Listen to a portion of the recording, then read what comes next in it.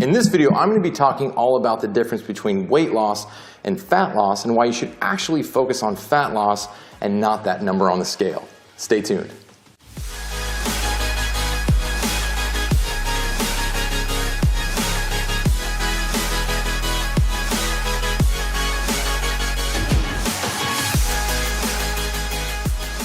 Put out a new video, and don't forget to hit that bell as well so that you get an email letting you know, hey, Shane put a new video up on YouTube. Alright, so now that I've annoyed you with my subscription speech, let's go ahead and get into today's topic. Weight loss versus fat loss. Now, most people that say they want to lose weight really want to lose fat, but there's importance in trying to work out the semantics because when you step on the scale, what you're measuring is your weight, but what you really want to be able to measure is your fat. So for a lot of my clients and people that reach out to me on social media, I say, listen, the scale isn't going to tell you if you're actually losing fat unless you have one of the newer scales that are coming out that have body fat tracking, which is really cool. And if you don't have one, you should definitely go look into some. I might even do a video on some of the scales that I would recommend getting if you're going to get one.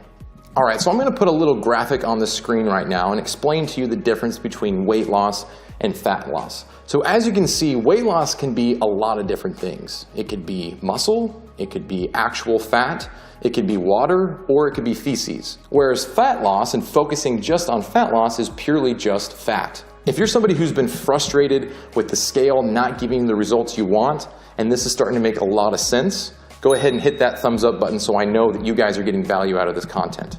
So there's a couple of reasons why focusing on weight loss really isn't going to get you the results that you want. The first reason is that you don't really want to track how much water and how much poop that you lose because it's not an actual measurement that's ever something you're going to be able to control. You're either going to drink water and gain some weight and then pee it out, and then you're going to poop and you're going to lose weight that way, and it's not really a reason to measure your weight. And a lot of times our daily weight fluctuation has a lot to do with those two things, which is the reason why I don't like using the scale that often. The other reason is you don't want to lose muscle mass. Muscle mass is probably the most beneficial tool, the beneficial part of tissue in your body for burning calories, specifically fat calories, because it raises your metabolism and helps you burn more calories when you're just sitting around watching TV or hanging out. So because losing weight can really mean a number of things, it's really not beneficial to measure your weight as much as it is to measure how much fat you've lost. If you're somebody who's been frustrated with the scale and you want to start focusing on losing fat and not losing weight, let me know about what you are currently doing right now in the comments section below. Alright, so now I want to talk a little bit about the difference between weight loss and fat loss when it comes to how you measure it. So it is possible to lose fat but not lose weight. What? Now you're probably thinking, how is that possible?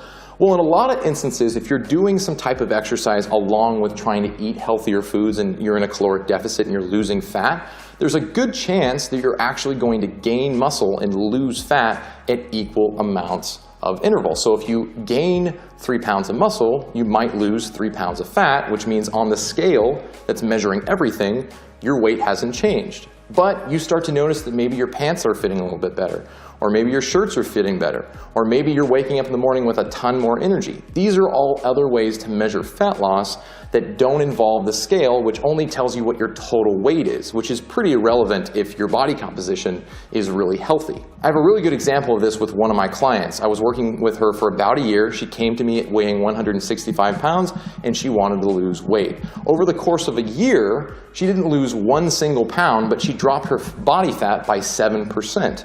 Now the reason why this happened was because she hadn't strength trained or done any type of exercise before, so she pretty equally gained muscle and lost fat at the same time. And it took me a little while to convince her that something was actually improving, and then one day she woke up and she realized, hey, my pants are fitting so much better, my shirts are fitting better, I feel better, my body looks better when I look at myself in the mirror, I'm starting to fill out my muscle mass a little bit more. So these are all things that really matter when it comes to losing fat that weight loss really can't help you out with.